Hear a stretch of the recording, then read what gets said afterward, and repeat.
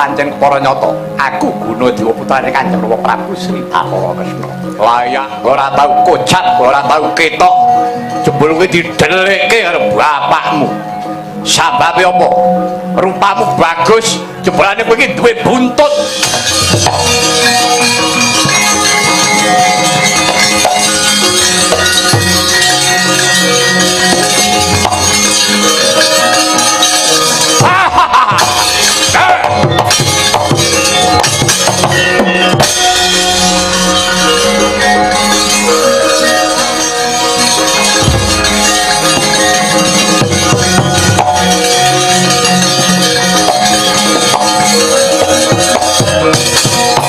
wah sumuring wah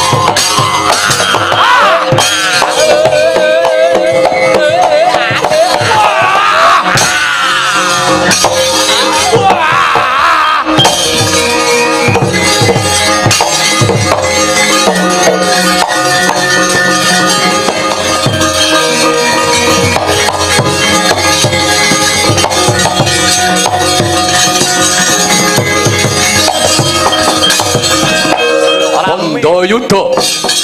nggih Raden Gunadewa tanding kalawan yaksa Traju Tresna dityancak ugra gineket janggane Gunadewa gugur remadyaning palagan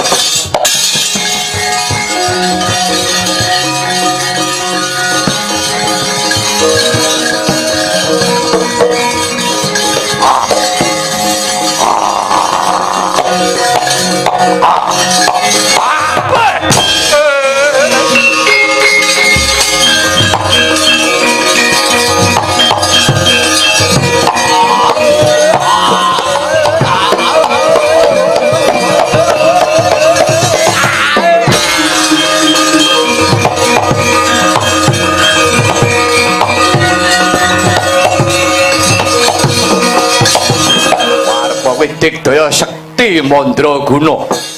kowe anake wong kondang nanging kowe kalah gedhe kalah pira tanding karo aku tak geget siku ngapit meh pedhot gulumu sapa yang belane wong Gatamadana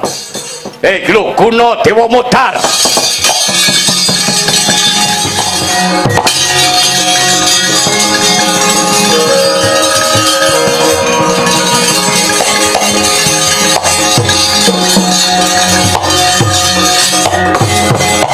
kacarita Sang Gunadewa palagan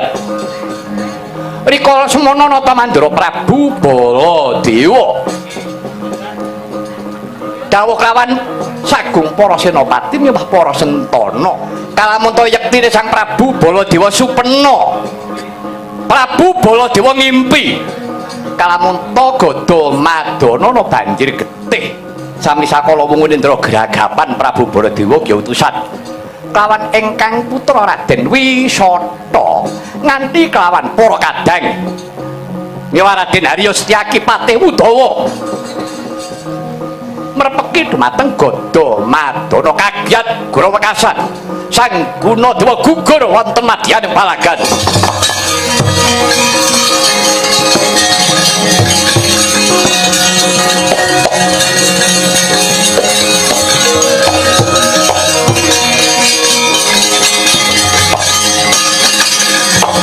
asik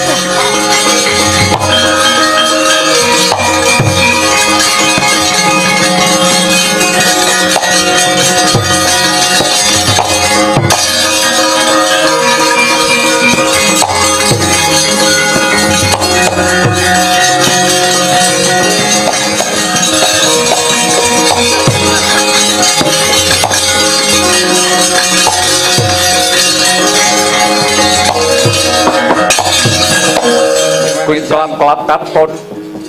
berkakincang rorisang mawe gandrung sarang kadukir moyak nayek adikku dia adikku Gunadewa supaya ora ketemu bareng pun kakang Prapta Nagada Madana kok malah pun kakang nyumurupi si adi wis temekaning pati. Aduh kowe keneng apa Yayi kados pundi paman dunggir mboten nyono babar pisan menawi Gada Madana tela lampan nggih kados mekaten piye kakang Udawa Raden pun ngurumiyini lampah menika ketingalipun wonten raseksa ampyak awur-awur putra ampyak awur-awur inggih buta endi boten klentu menika raseksa Traju Tresna wadya balanipun ingkang putra pulunan Prabu Bomanara Kasura menika ngrisak wewangunan Gada Madana kowe dudu karepe dhewe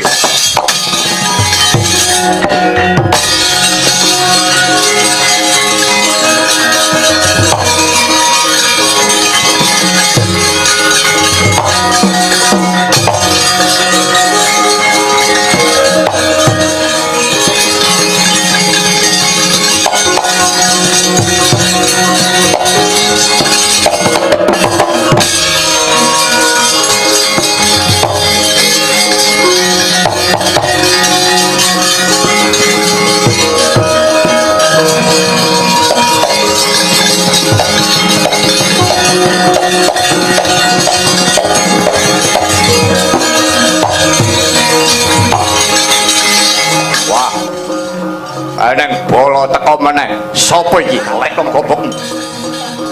putra Mandura putra Prabu Sri Baladewa satriya pambutulan Raden Wisata sapa aku abdi kinasih Traju Tresna Maudara aku ayo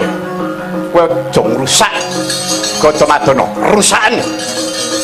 iki putra Mandura aku minangka lirune aja kadangku si Gunadewa ayo aku pisan belakno ngemping loro genjah pati wah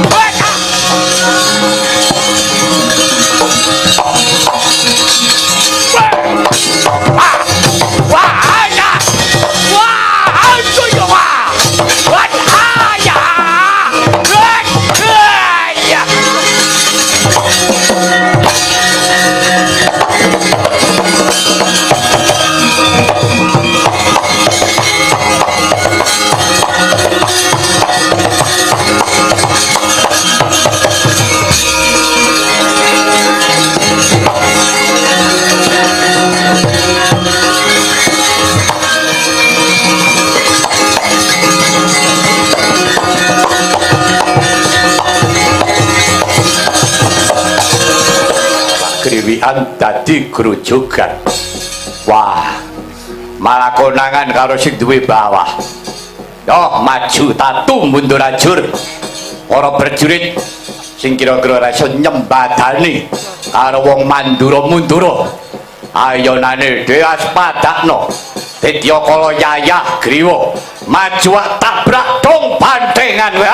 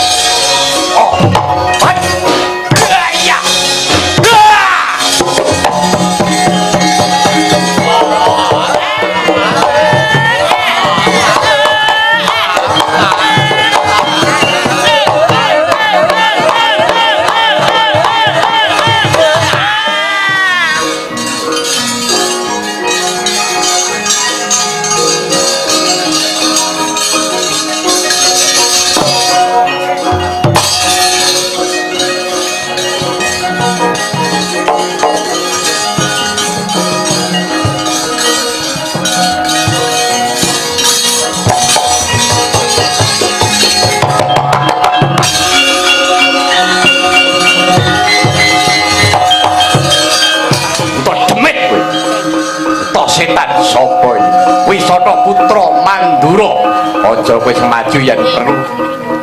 Bapakmu kon maju cangkem.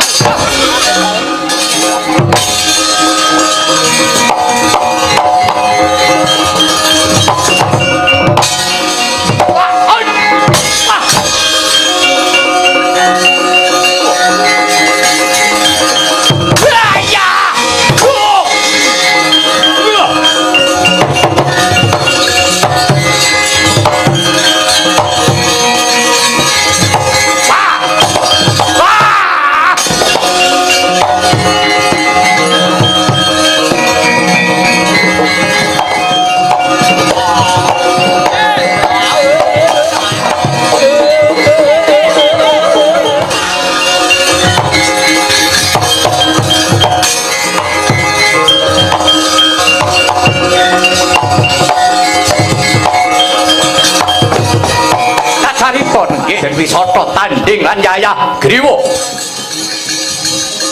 kineket janggane sami sakala sirna margalayu sawisata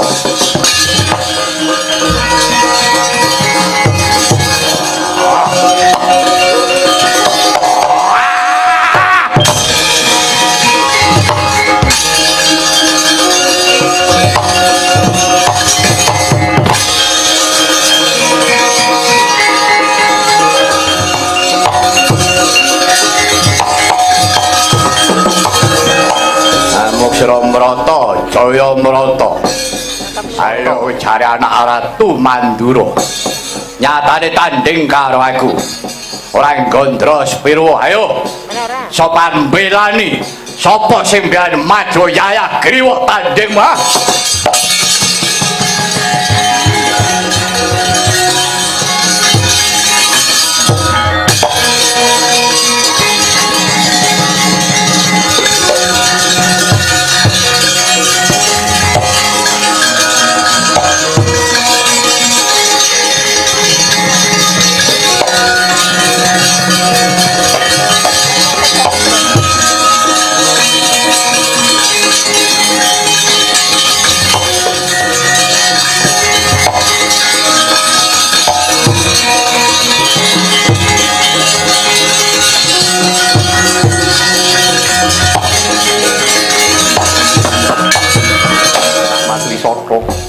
mboten nyono menawi andika ngantos gugur madyaning palagan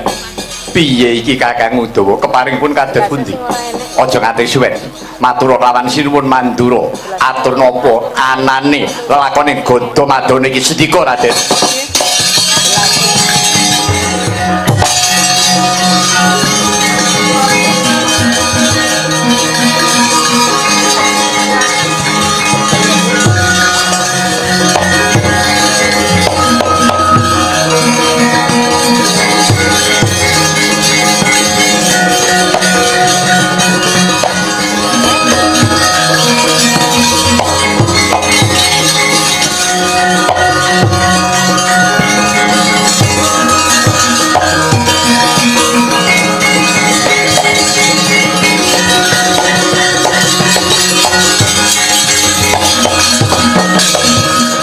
malah pawang-pawang tangisane ngopo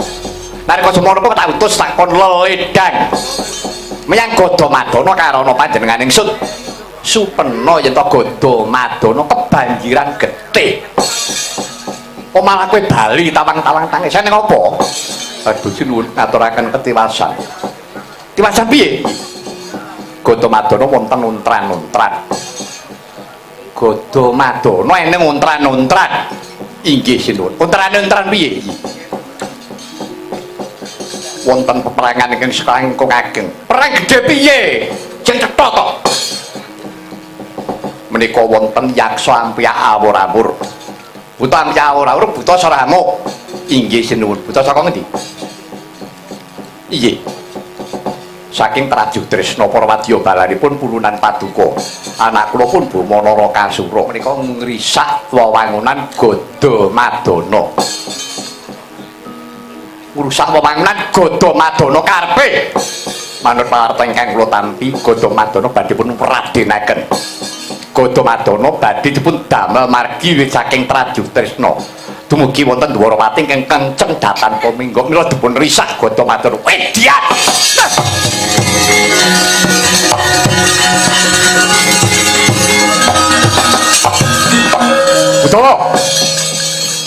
Udawa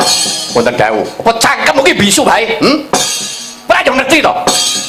yen to Ganda Madana kuwi teka yen to tinggale para leluhur kuwi pesareane para leluhur Madura sing yo wilayah kuwi Baladewa lah kok iki yo meneng bae kasmu ki piye aduh sinuwun sampun boten kirang-kirang malah dinten mriku ngaturaken ketiwasan piye menika ingkang putra Dwarawati Raden Gunadewa menika ngemutaken kaliyan para yaksa dados peperangan ingkang putra pun Gunadewa dumugi ning Sirna Gunadewa mati inggih kalebet putra paduka kula pun Wisata nggih tumut ngayon nuwun madyan ing palagan gugun pun sirnakaken kaliyan para yaksa trajurit bajingan elek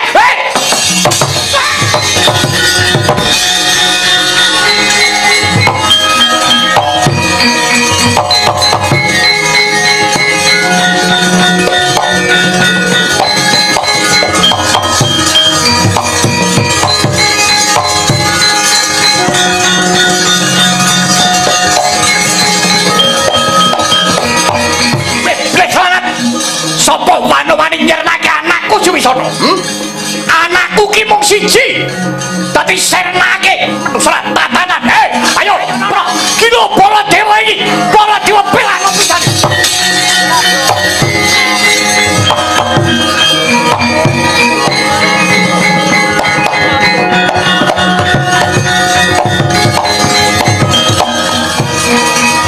wah anakku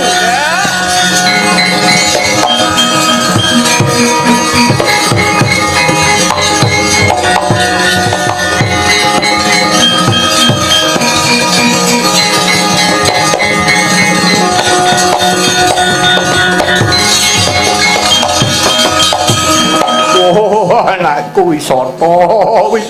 ora yo papat pisan kowe temekaning pati Wisata kowe mati sia kowe dipateni buta traju tresna buta gento buta bangsat balane bomo karepe dhewe yaki wonten dawuh mungsuhe sapa sak ngertos kula yaksa traju tresna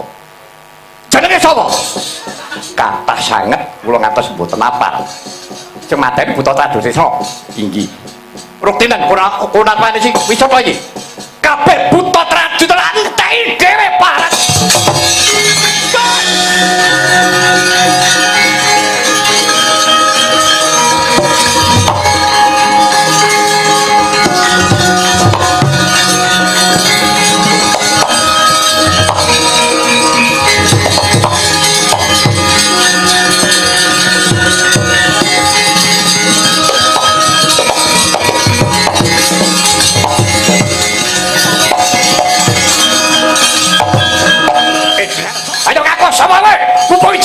ayo ngaku aja bisu ae takon marang aku Ami Sunda kowe buta traju tresna ya pancen kepara nyata kowe sapa nek uripanmu gaten gobokmu nata manjara Prabu Baladewa kok kresna mati jala-jala apa kowe ora bisa kandha karo ratumu sing bomo ayo popong jurit mundur wateke prajurit timbang bali wirang luwung bali dadi tatang piye timbang bali wirang luwung bali dadi patang kowe kalbu Purwadya balane bomo kowe buta traju tresna ya nyawamu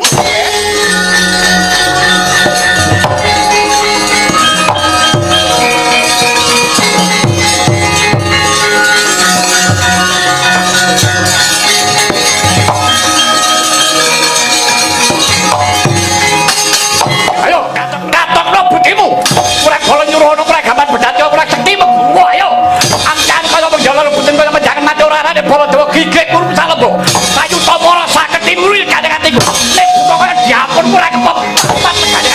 ayo kok perintah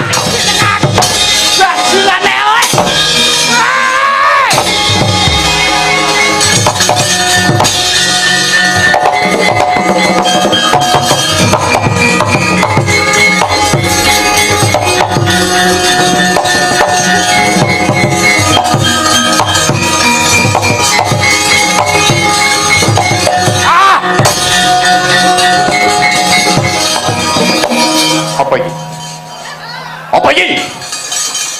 saka Nenggala wis pirang-pirang nyawa sing diuntapake karo Nenggala iki klebu kowe iki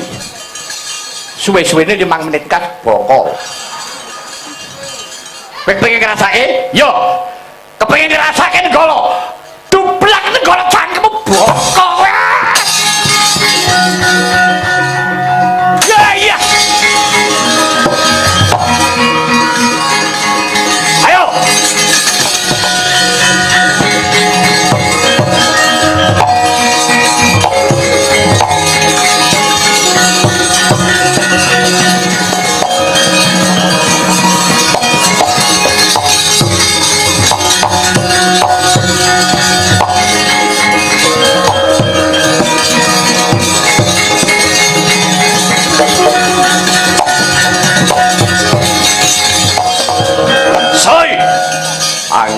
Ancak uga sapa Prabu Baladewa ayo sing mateni Wisata sapa ngaku sing mateni Wisata sapa aku mateni Gunadewa Modyar